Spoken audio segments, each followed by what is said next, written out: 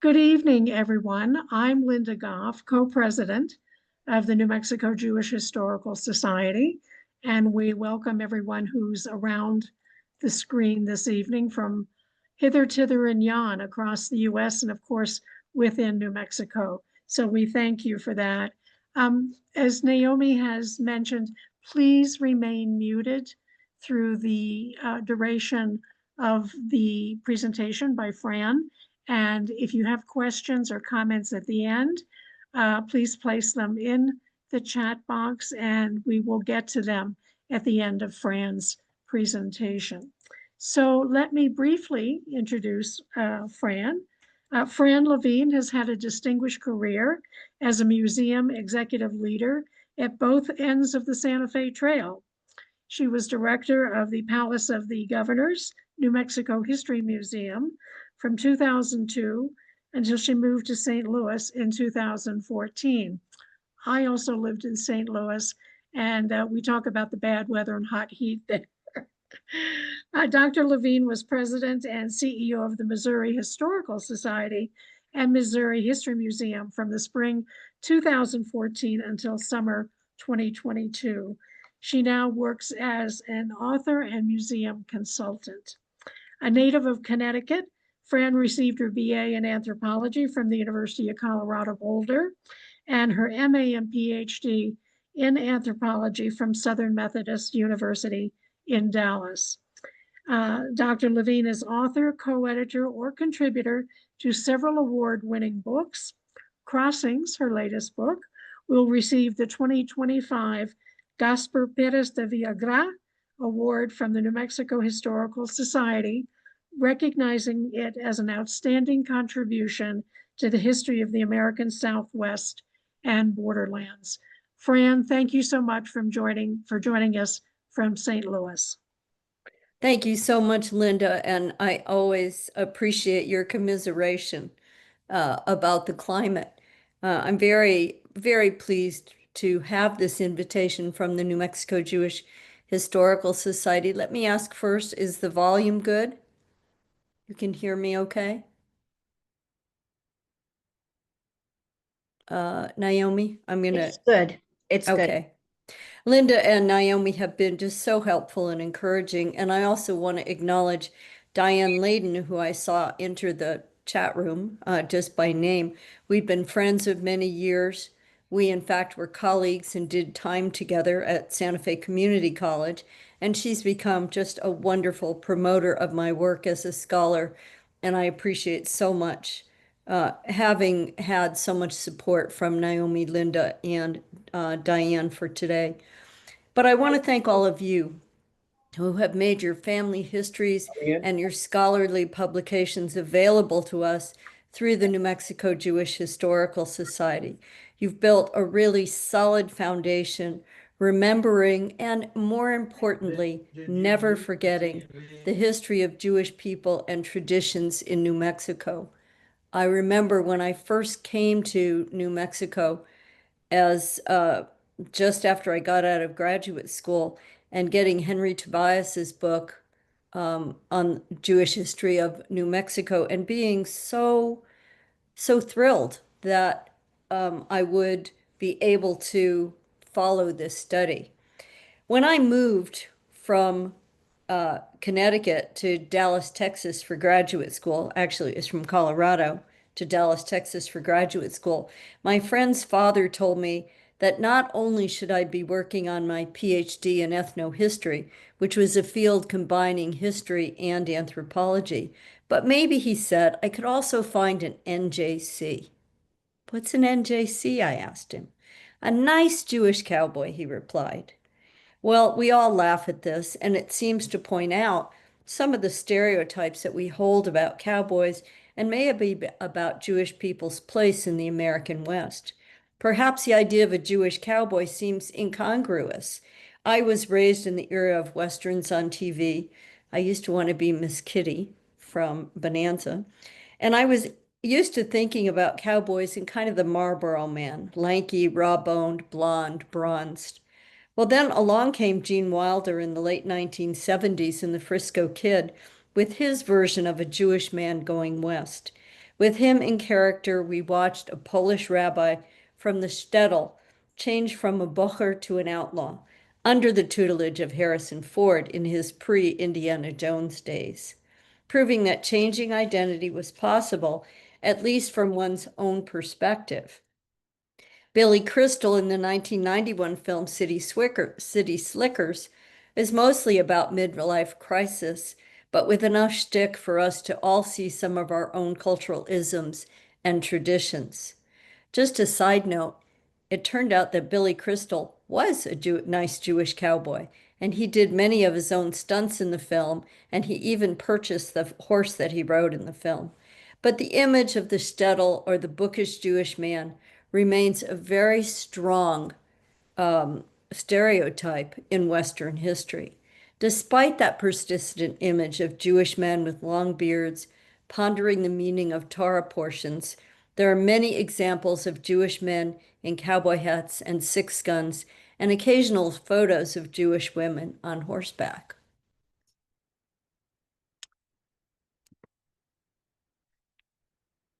I imagine that this photo of Bernard Seligman, Zadok Stab, and Lehman Spiegelberg, which was taken probably in about 1870, was very interesting, and imagine that it had quite a reaction in Germany and along the trail. Here it was, Jewish cowboys, the Native American scouts, the buckspoons, and so many stereotypes. But German immigration to Missouri was strong, and it was the push of political turmoil in Germany and the pull of opportunity and adventure to be had in Missouri and the American West. Between 1820 and 1880, 3 million Germans left their homeland, forming the largest group of immigrants to the United States.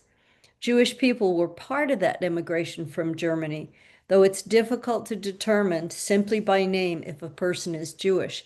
And we're going to talk about that a little bit. By the 1870s, the Union of American Hebrew Congregations estimates that there is a population of about 190,000 Jewish people in the U.S., the majority of whom came from Germany. St. Louis was both a gateway to the West and the base of so much commerce that fed the Santa Fe Trail, and it attracted German and German Jewish merchants looking for those places to feed their dreams of quick riches. Most of the men who joined the caravans from St. Louis or Independence were young men, some no more than 18 or 19 years old, and ready for adventures in New Mexico and Mexico. A young German, writing to his family, offered a succinct opinion of New Mexico, noting that, of course, New Mexico is only good to earn money. It's a place, as everyone says, that God made last of all. As I worked on my new book, Crossings, I was attentive to the stereotypes that persisted about Jewish men and women. After all, I'm sensitive to stereotypes. I think that's part of our identity struggles. But I didn't try to survey the full literature of Jewish people in the American West. There are so many wonderful scholars, and so many of you tonight are joining from families who have deep history in the American West. I think Thomas Yen's catalog from the Palace of the Governor's Show, New Mexico Jewish Pioneers, is still a great source of pride for me and the New Mexico Jewish Historical Society that traveled that exhibit for several years. But I was pretty fixed on exploring the reasons and the contexts of women on the trail. And in the process of doing that, I became very aware of the stereotypes of men, of women, of Jewish men, of African American men and women. And that really is the focus tonight. I think let's first look at where the Santa Fe Trail begins and where it ends, because that has a certain amount of stereotype in and of itself. I call this map the diner placemat, and probably any place you've eaten along the route between Missouri, Kansas, Oklahoma, southern Colorado, and New Mexico, you've seen this map. But my research really extends the source of the trail further east, not just from Independence and Boone's Lick, but all the way to the Mississippi River in St. Louis. It's in the wharfs and riverboats that connected St. Louis to global trade networks that the Santa Fe Trail finds its beginnings. Without that robust economy and markets served from St. Louis, um, it would have really had very limited application. But the wharfs in St. Louis gave access to textiles, furs, commodities, and sundries that made fortunes for many of the Santa Fe Trail traders. So the trail begins on the banks of the Mississippi, where the goods were loaded into many different types of boats, then crossed from the Mississippi to the Missouri River, and then across the continent, connecting the nation. Well, where did the Santa Fe Trail end? Um, Santa Fe was not always the end of the Santa Fe Trail, because in Santa Fe, there was the connection with the Camino Real de Tierra Adentro, the road that connected the vast trade works within Mexico and some of the early trading routes that connected Mexico to the farthest ports of the former Spanish Empire.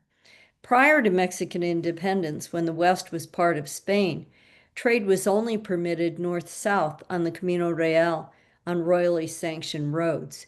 But after 1821, Santa Fe became the nexus of nations, with the western U.S. frontier joining the northern frontier of New Mexico, with settlements in Santa Fe and Taos. Mexican independence from Spain in 1821 opened trade between New Mexico, Mexico, and a wide area of the Southwest. It opened legal trade between French and American colonies, but it had longer antecedents with the native peoples and fur trade so central to the history of Missouri and Mississippi River systems. The trail linked two frontiers, the far northern frontier of the newly formed Mexican nation with the westward expanding American nation. But it was not an immigrant trail. That's a really important distinction about the Santa Fe Trail. It became a great gateway to Western settlement, but it was primarily a mercantile trade. And because it was a mercantile trade, it often was not associated with stories of frontier women. The U.S. military and then the territorial governments of New Mexico traveled this same trail, pushing further into Mexico after July of 1846, when the Army of the West entered the far northern settlements of Mexico to claim it as a territory of the U.S. I think I once asked a friend of mine who lives along the Santa Fe Trail, where did the Santa Fe Trail start and where did it end? And he cleverly said, it started wherever you got on it and it ended wherever you exited. You might start in Independence, but you might start in Arrow Rock. You might have started in Watrous, New Mexico, and you might have gotten off the trail in Las Vegas, New Mexico, or continued on further south to Chihuahua. These two photographs really were some of my beginnings of the Santa Fe Trail.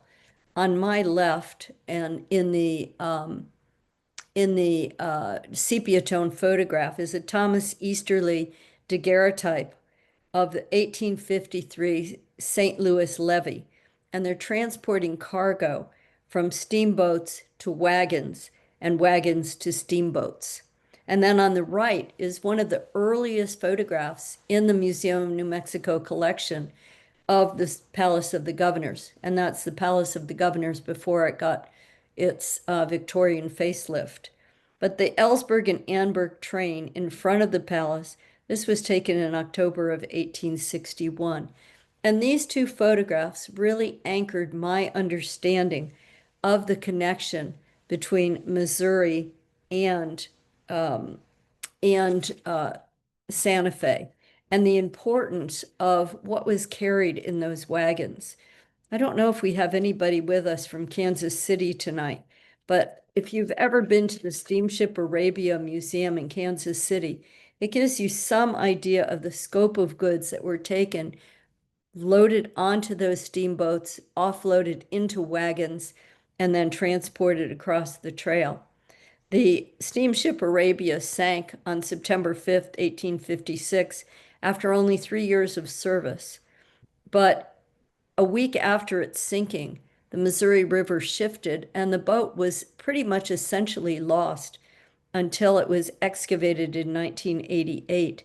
And the tons and tons, something like over 629 metric tons of cargo was carried on that. And there's everything in that museum, from nails and cups and cans and jewelry to clothing and hardware, and all of that came across the Santa Fe Trail. When I started my research, I really wanted to, I started early on saying I wanted to write about every woman who came across the Santa Fe Trail. And within a short time, I realized that was hubris and that there was really a great deal of difficulty tracing the women who came across for so many reasons. I might find a woman in a particular store register. She might be on a New Mexico census record that showed that she came across the trail. But for the most part, even when women were present in some of the caravans, they were never mentioned. So finding those biographical details, finding autobiographical materials is really, really difficult. But women played many roles when they were recorded.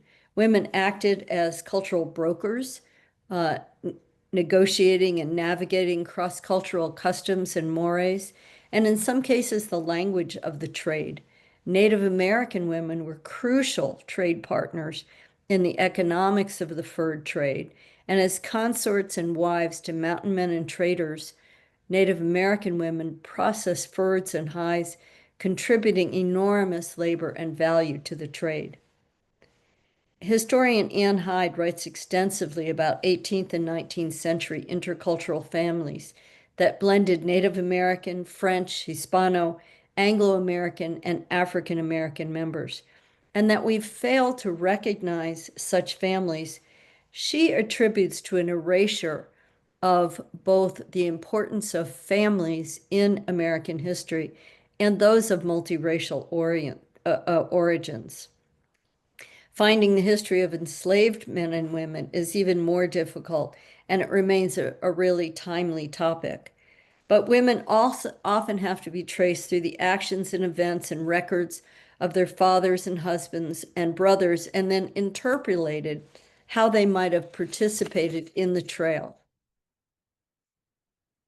When the Americans expanded uh, into the Southwest in July of 1846, Colonel Stephen Watts Kearny and the Army of the West expanded the opportunities for more trade.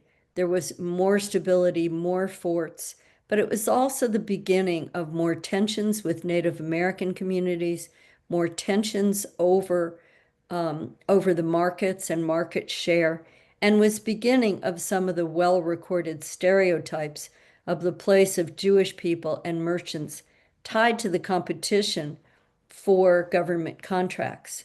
The Army of the West included a trade caravan composed of several young Jewish men and others who were identified as Jewish by fellow travelers, but who did not necessarily identify themselves as being Jewish. William Patrick O'Brien, writing about the German Jewish traders on the Santa Fe Trail, noted that the speculative nature of the trade meant that Jewish merchants were accepted when it was mutual or self-interest promoted economic gains, but sometimes they were subject to rather vicious stereotypes. Immigrants of many nations joined the Army of the West and served the Santa Fe trade and passed through St. Louis. And between 1840, St. Louis's population grew from 16,400 in 1840 to 77,800 in 1849. With this influx of Irish and Jewish immigrants, Protestants and Jewish people, St. Louis also changed from its older French Catholic-dominated society, and that also brought an influx of people of different cultures into New Mexico as well. Julius Froebel, himself a revolutionary who fled Germany after political unrest, traveled the Santa Fe Trail from 1852 to 1853. His journal of his years in exile in North America and Central America are richly detailed observations of the landscape, of the people who took part in the trade. But he also bases his stereotypes on religion and nationality.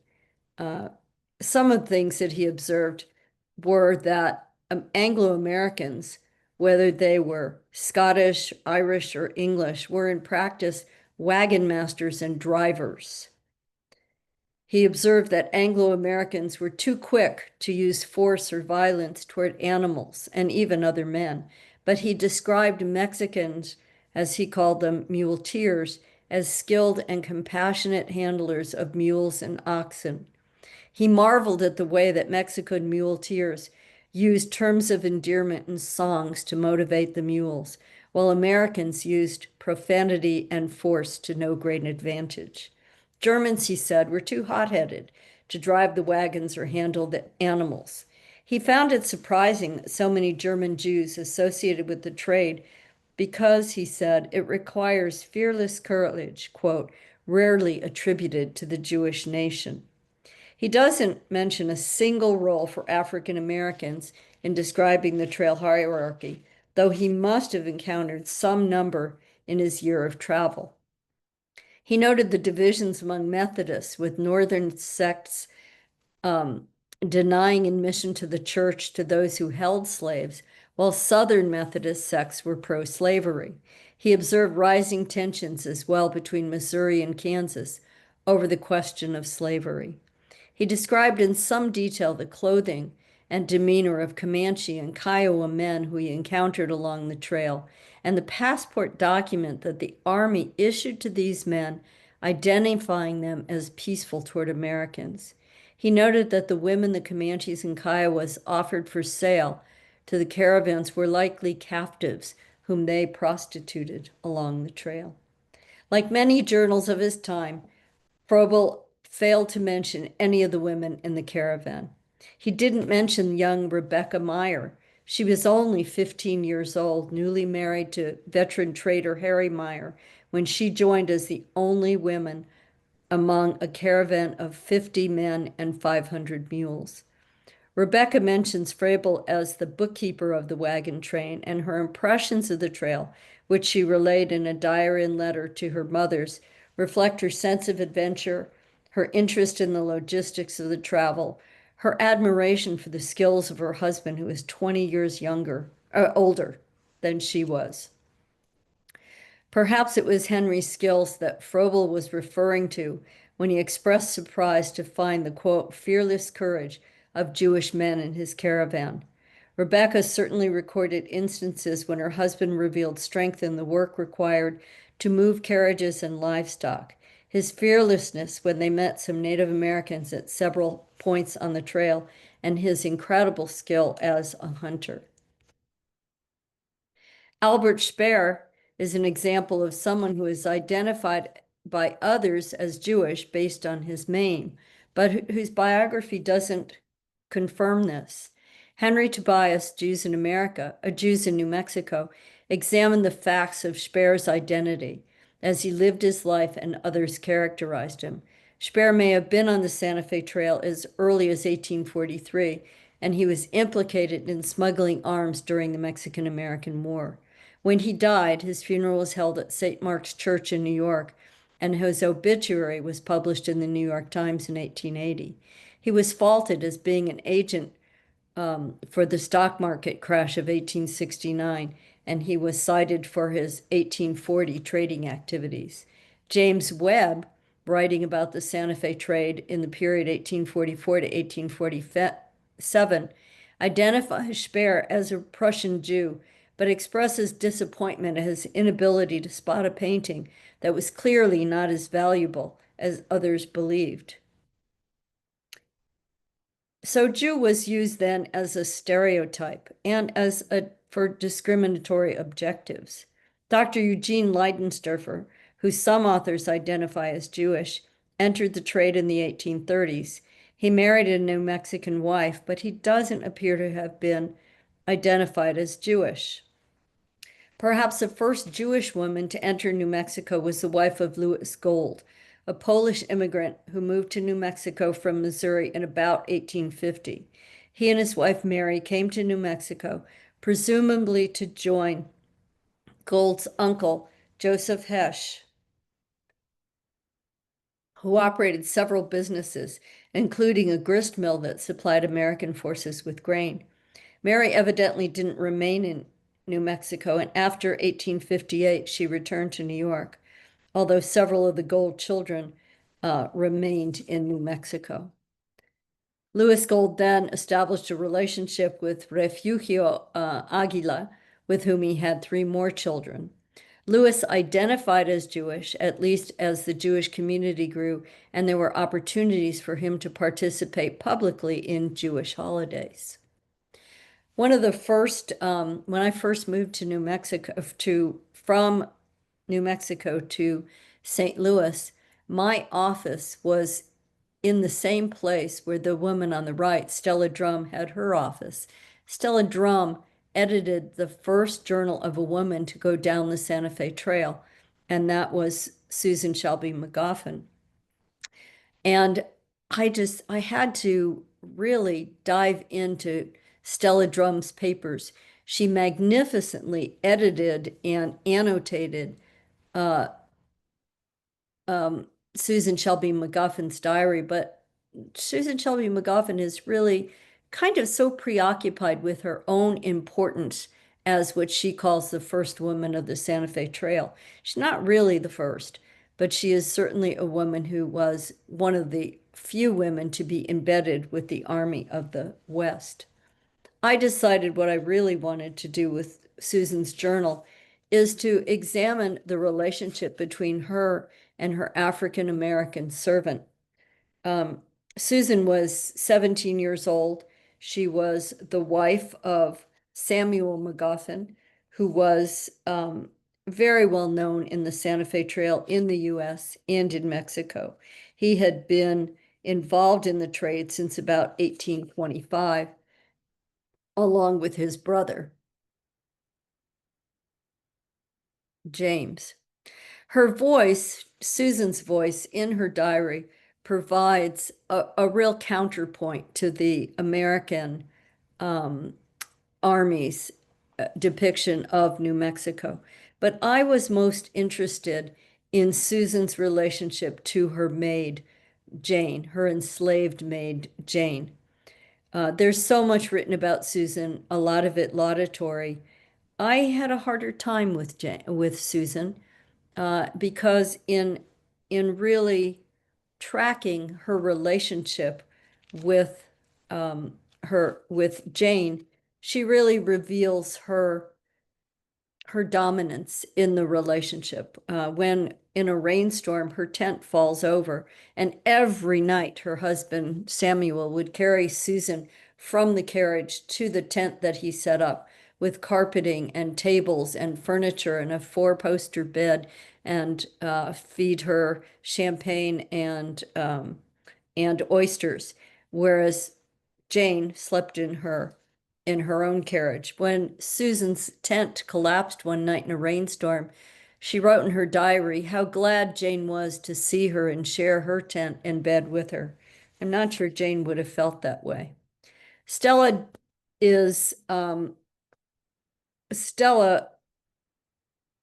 Drum did a magnificent job of really tracking the day-by-day progress of the trade, but she really also, Susan displays enormous stereotyping of New Mexicans. And she talks about how much she enjoys working, quote, with docile New Mexicans. And as their wagon train approaches Mexico, Susan herself becomes very nervous about their approach to the troops on the border between Mexico and New Mexico as the American army goes south. She's nervous, but when Jane starts drinking, her enslaved maid, when Jane um, starts being less than compliant with her, Susan beats her, and she talks about her not only right, but her obligation to beat an enslaved maid, and how happy she is to have purchased a little boy, a little Mexican boy, who is so much more obedient. So it's reading that kind of stuff that really close reading of the journals that gives you a different idea of life on the Santa Fe Trail. I really, I did quite a bit of research into the status of African American women on the trail, and women like Aunt Suki on the left, who was enslaved by a family just west of Missouri, and Louisa, uh, who was enslaved by the Hayward family in St. Louis and charged with raising their children. Those kind of stereotypes come through in much of the Santa Fe Trail literature of the Army of the West. Many, many more examples of enslaved African American women. But we know that African Americans had a very important part in the trade, in their work as dray drivers, in the work that they did on the levees, in the cooking that they did on Santa Fe Trail caravans. So I think there's much more to be learned about African Americans by that close reading, that analysis of the Santa Fe Trail journals. Susan Wallace, who some of you may know was the wife of Governor Lou Wallace, wrote her book called The Land of the Pueblos. And she was really only on the Santa Fe Trail for about 6 days. The rest of the way, she came from Indiana on the train. And this ad says Santa Fe, St. Louis, Kansas City, and the northern the Northern Short Line, and build it as the most comfortable and safe way for women to cross the country. Well, Susan Wallace would have disagreed with that. In the earlier trail journals, we hear people talk about the magnificent landscape, the colors, the wildflowers, the animals. Susan Wallace talks about coming across in the railroad, and she talks about the bed bugs and the con men and the terrible food and the crying children and the screaming mothers and the sick companions. And when she got out of the train in Raton, she still had another few days traveling in a buckboard, and she thought by the time that she got to Santa Fe after 6 days that she would be shaken to death, where other women had come across, and men had come across for months, sometimes only making as much as 5 to 8 miles a day on a good day. I know that there are many, many descendants of Santa Fe Trail families and merchant families on our call tonight. But I wanted to talk a little bit about the Spiegelberg brothers, this famous photograph of Willie Spiegelberg on the left, Emmanuel, Solomon, Jacob, Levi, and Laman. And the Spiegelbergs, like other families, established a very wide-ranging mercantile business. And that's what it took to succeed in the Santa Fe Trail, was having contacts in St. Louis with the trading houses, with the warehouses where materials could be warehoused until they could be loaded on boats. It took those relationships with suppliers in New York and Philadelphia and the New England mills and woolen mills as well. There's really so much to say about the way in which family connections were really important to establish the contracts, the stores, and also the competitors. Um, James James Josiah Webb and John Kingsbury were partners in St. Louis and competitors with the Spiegelbergs. And Webb refers to the neighborhood where the Jewish merchants lived, which in Santa Fe is that area right around what used to be the Peyton Wright Gallery on the corner of Paseo de Peralta and Palace Avenue, for those of you who know Santa Fe. But James Josiah Webb referred to that as Little Jerusalem in a scarcely veiled anti-Semitic reference. The Spiegelbergs lived in that house where the Peyton Wright Gallery was, and they were one of several prosperous and expansive German Jewish families who used those connections. On the left is Levi Spiegelberg's wife, the beautiful Bertha or Betty Seligman, who came to New Mexico in 1860 and was evidently forbidden to leave the house unattended for fear that an American soldier might kidnap her. On the right is Flora or Florence Langerman Spiegelberg, who was the wife of Willie Spiegelberg. They were part of a growing community of Jewish men and women who came west during the late 19th century and really the closing years of the Santa Fe Trail. After the railroad began in St. Louis in the 1860s and gradually, and even east of that, began to work its way west and extend west, the Santa Fe Trail shortened over time and the railroad took up more of it. As an 18-year-old bride, Flora journeyed to Santa Fe with her husband, Willie, in 1875. She was already something of a world traveler. She'd been born in New York in 1857.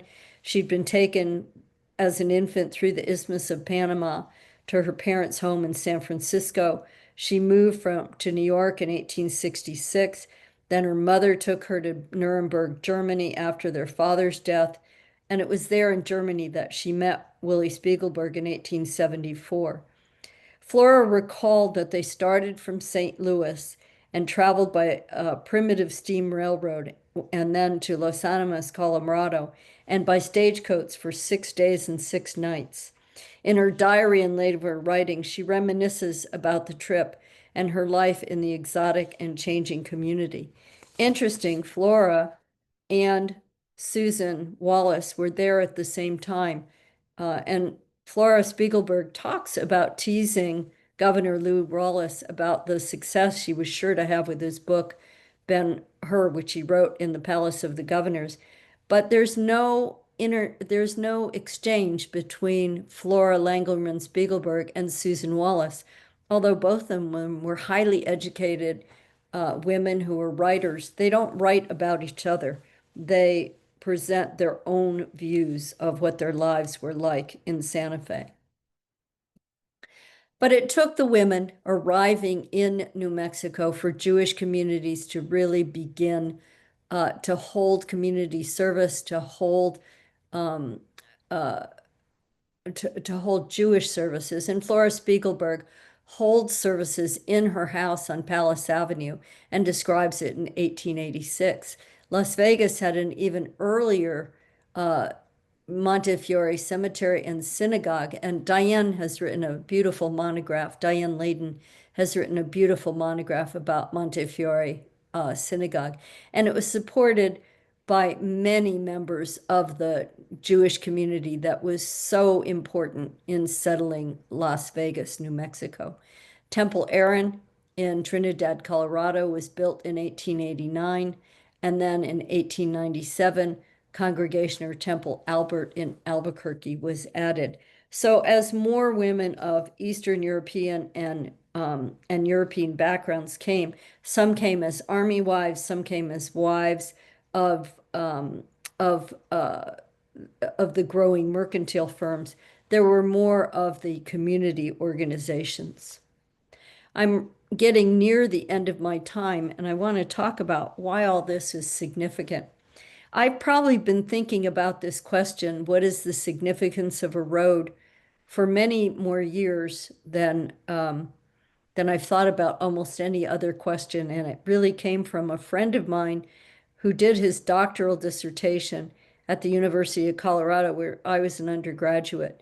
And he had one question on his doctoral exam, and that was, what is the significance of a road?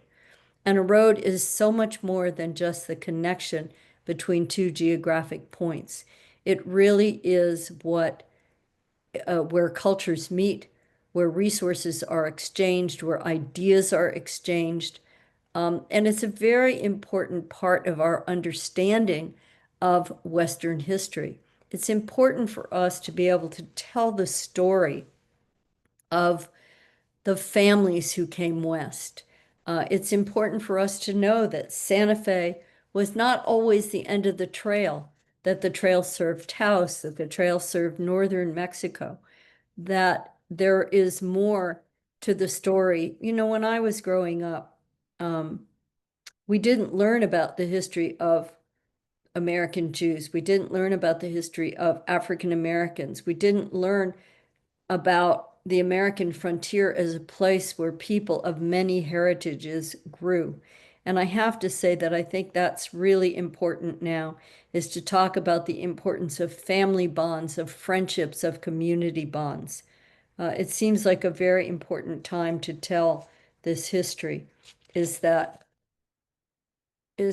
people came to build these communities together. I wanted to tell one story about my daughter, and again, to thank the New Mexico Jewish Historical Society. When my daughter was about 6, she came home from school and she said to me, "Are we American Indian?" And I said, "No." And she said, "Are we Hispanic?" And I said, "No." And she said, "I knew there was nothing special about us, and I knew we didn't belong here." And I took her to the Palace of the Governors. That was even before I was the director there, and took her to see the Jewish Pioneers exhibit. And when we got to the end of it, we came home and we did a little art class together, my daughter and I, making a map of the world and little puppets, little cutouts of where her family came from. And when we finished that, she said, "Okay, I get it. I guess we belong here." So I think it's important. It's important for kids. It's important for adults to know why their history matters. There was so long a myth of a national melting pot that characterized Americans as culturally and racially neutralized, that there is this voluntary mixing and blending and blurring of genetic and cultural diversity. I didn't grow up understanding where my family history fit into the history of the American West, but I understand it now. And I think that it's important for all of our children to understand the experiences that Native American, Hispanic, Jewish, Irish, German, Russian, Polish immigrants had in building the American West. So while many of these histories of families are remarkable in their geographic range and intersecting family lives, family lines, I think that we really need to record these histories ourselves. I would urge you to preserve your family history, your letters, to support places like the New Mexico Jewish Historical Society, like your local historical societies and the Palace of the Governors, because in many ways, that is how we make sure that history, the humanities, and the human experience continue to matter. Thank you so much. That concludes my presentation, and I am ready to answer questions, Naomi. I can't see any of them. So if folks want to put questions into the chat, that would be great. And Fran, I don't know if you're willing to stop sharing your presentation and then folks can see each other. Sure, that'd be great. There I am. And there you are. I can almost see you all. Let's see. There we go. If you're not inclined to put a question in the chat, if you would use your tools to raise your hand or just physically raise your hand, that could also work. We'll just need to scroll through to see you. There is a question from Shawnee Frank, who asks, what is the role of conversos in the Jewish community? Well, conversos is a much earlier period of time. In Spanish colonial New Mexico, it was not possible to identify as a Jew. In the Mexican period, people did not identify as Jews because at that point in time, Mexico considered all citizens, all people to be citizens. So that distinction of being Jewish, and also the official religion of the Mexican period was Catholicism. So there's not a lot there's a huge history of conversos. My last book was about Doña Teresa Aguilera Roche, who is the governor's wife in New Mexico in the 1650s and 1659 to 1662. So the converso story is not so much related to the Santa Fe Trail. It's part of a much earlier period of time.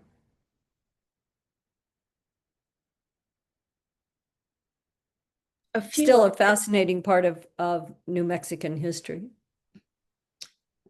Another question, how did the women keep Jewish traditions while traveling west on the trail?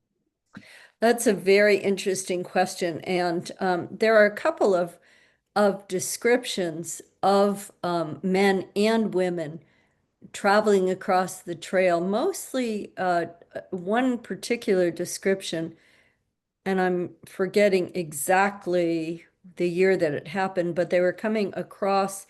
And remember, people did not come across in individual wagons.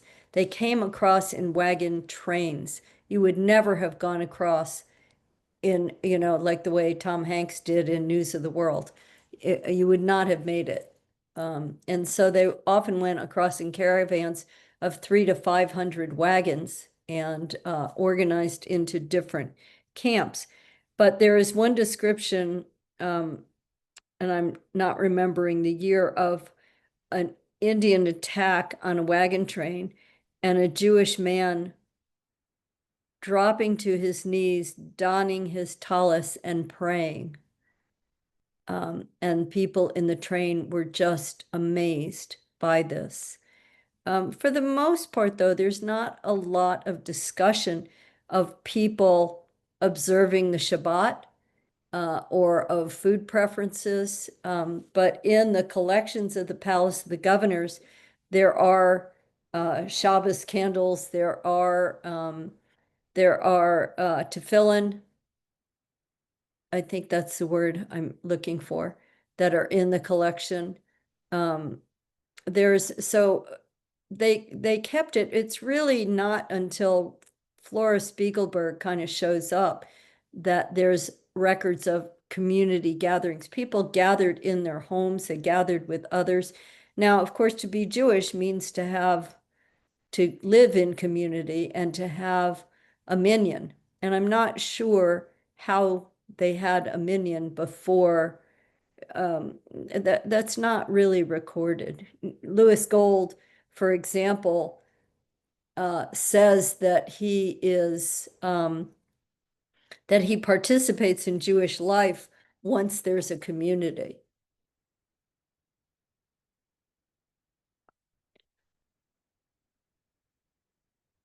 More questions? Yes, there's a few more questions. Lance Bell says, Fran, I really enjoyed your talk. The picture you had up next to Kearney, was that photo a Santa Fe photo? No, that's a Las Vegas photo.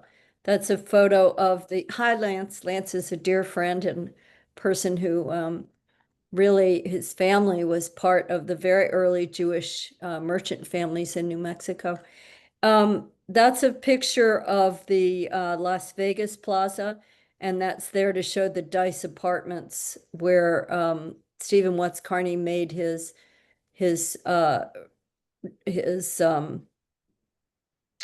declaration of content of there's an exact word I'm looking for, proclamation, where he annexed the U.S. where he said, not a pepper, not an onion will be harmed as long as you comply with American law. But if you don't, you will be hanged. A very forceful speech that he gave in all the communities. There's a question from David Israelowitz. Thank you for a great lecture. You showed that there was a wide variety of items traded, but was there a primary commodity or commodities of special value or profit traded along the trail? Thank you, David. That's a really important question. Early on in the trade, what went from Missouri west to New Mexico were textiles.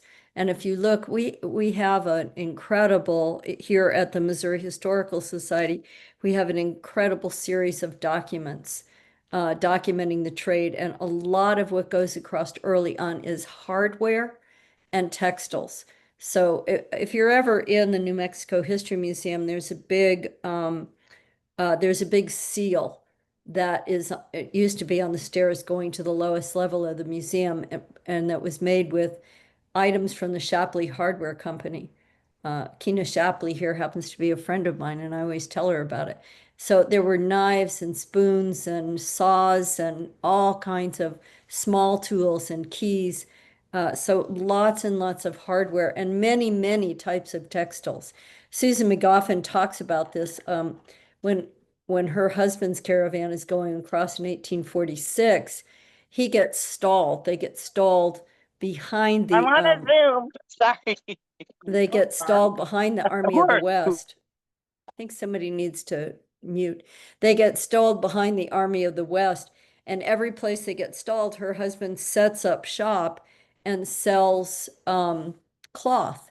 And one of the things that she notes is that she's wearing a dress of the latest style, and within a few days after she arrives in Las Vegas and Santa Fe, women in Santa Fe are sewing copies of her clothes with the fabrics that her husband brought across, and that women start using bonnets instead of rebosos, and keeping a supply of bonnets was hard to keep. So textiles, um, uh, um, if you ever get to the steamship Arabia in Kansas City, and you see what comes across, it's cast iron skillets and coffee pots and coffee. You didn't have coffee in New Mexico before the Santa Fe Trail. You had chocolate, you had brandy, but coffee came across the Santa Fe Trail. It was one of the great commodities that came from New Orleans, came from Cuba, came from Mexico through Cuba, through Cuba, through New Orleans to St. Louis, and St. Louis and New Orleans have this very important history of coffee that they brought across the Santa Fe Trail. So coffee grinders, coffee cups, all that was one of the things that came across. Different types of the variety of fabrics is really remarkable. May I ask a follow-up question, Naomi? So that's a great answer. And I've been to the Arabia Museum, and you're right, it's just amazing. It's amazing. But so what was it traded for? What was it? Right, what came from New Mexico back to the Midwest? What came from New Mexico first was hard cash. Missouri had had a banking collapse in 1819, and so silver came back to Missouri, and that was extremely important in those first years of the trade. The other thing were hides and furs.